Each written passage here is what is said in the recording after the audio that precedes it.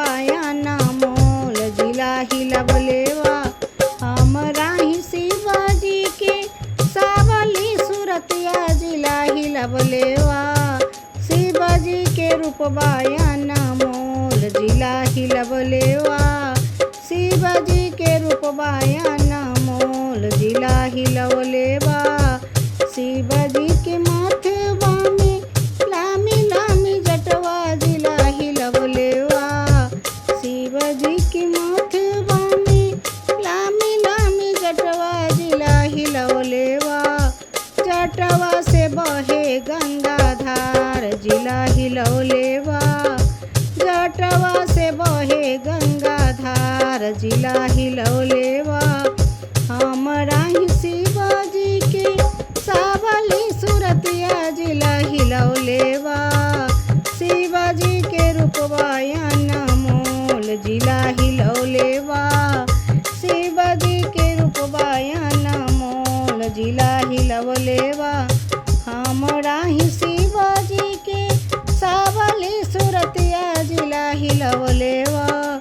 शिवाजी के रूप बायाना मोल जिला हिलवलेवा। शिवाजी के गरवा में सापुबा के मलवा जिला हिलवलेवा। सापबा छोड़ेला फूफकार जिला हिलवलेवा। सापबा छोड़ेला फूफकार जिला हिलवलेवा। शिवाजी के गरवा में सापुबा के मलवा जिला हिलवलेवा। सापबा छोड़ेला फूफकार जिला हिलवलेवा। सापबा छोड़ेला फूफकार जिला हिलवलेवा। हमरा ही शिवाजी के सावली सूरतिया जिला हिलवलेवा।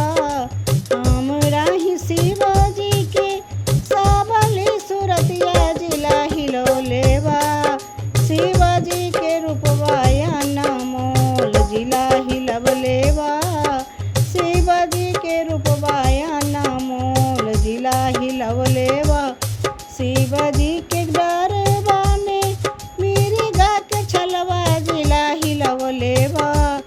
शिवाजी के डरवा में मिर्गा के छलवा जिला हिलवलेवा। शिष्य लोगवा बोले जय जयकार जिला हिलवलेवा।